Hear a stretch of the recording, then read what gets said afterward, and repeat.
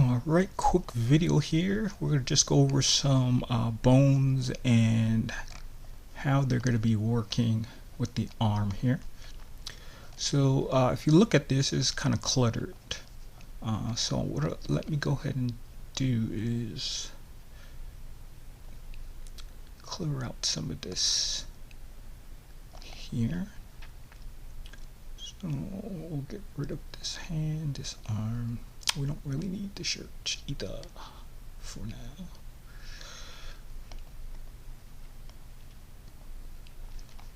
Alright, so left arm. So we're going to be kind of dealing with this here.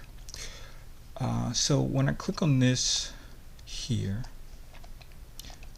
you can start to see what bones are highlighted for the arm. So it's all the blue ones. Alright, so we have I wonder if there's a way to do this where I could, you know what, let me go ahead, I'm going to move some stuff for now.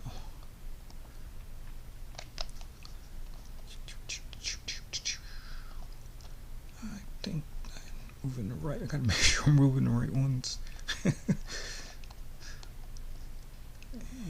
Okay.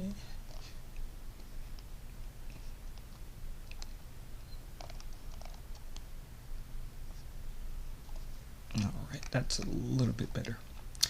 Let's see, let me make sure, see which ones are I need to fix. Alright,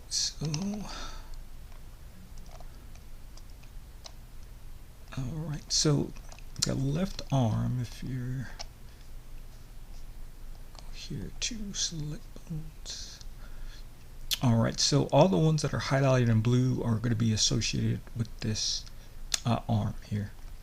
So what I have here is I have 4 pins, and as a backup I have associated not just these 2 bones for the arm, but also the bone that's going to be for the attached to the shirt or the shoulder. So if I bring the shirt in,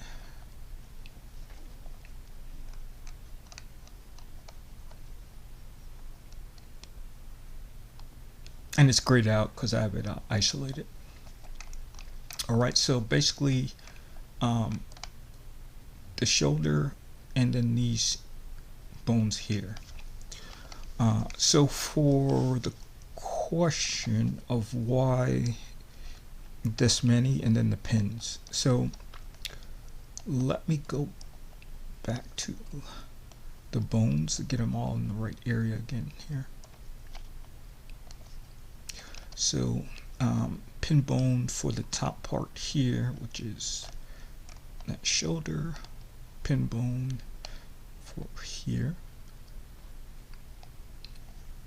and then I have pin bone here on the sleeve and the other one here. So it should look kind of like that, kind of like when we first saw it was kind of cluttered. So with the movements, let's just go to any frame. Even if I'm starting with the shoulder, right, the arm is going to be kind of linked in with the shoulder, because I have it not just associated with the arm, I have it associated with the shirt. Alright, so if we look at our pins, right, I can move these pins kind of where I need them. If we're trying to link it up here, and all of this is going to be redone anyway, but if you have an issue with where you want that actual link to be, you could put those pins there and use that for that, right? Same thing here. I use this for the stretch part. So I already have these other bones for the movements, and then I just have some extra bones to kind of get things put in place, because sometimes it may just be a small space, something that's kind of annoying you, where you just want to get it fixed, and that's what I use those for. And then the movements, I think this is not associated correctly. Is this Okay.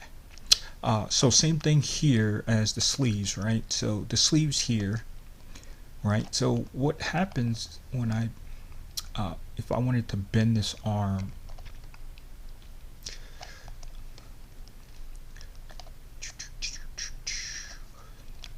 uh, we have to have the arm added here. Where is it?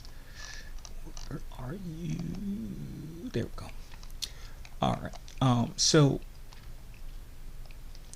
when I'm kind of moving this forearm piece here, sometimes you want this to kind of curve down, right? Try to get it as close as you can get it. Now you can use the stretch part of it to do that, which works.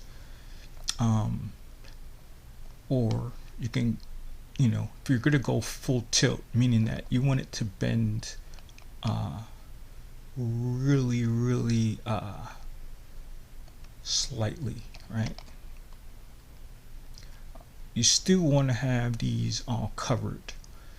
So if the difference between holding like a knife, right, that bend as far as the arm would change.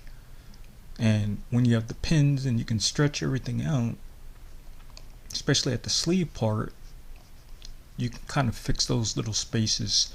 And then if you have a shadow that you want to use, you can do it that way as well. But I always have everything associated with it, right?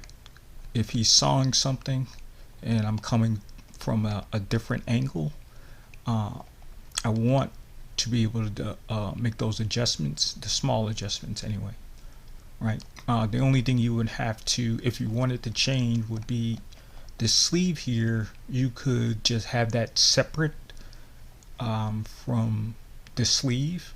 So if you wanted to kind of have this sleeve bend all like tilted inward, you could do that.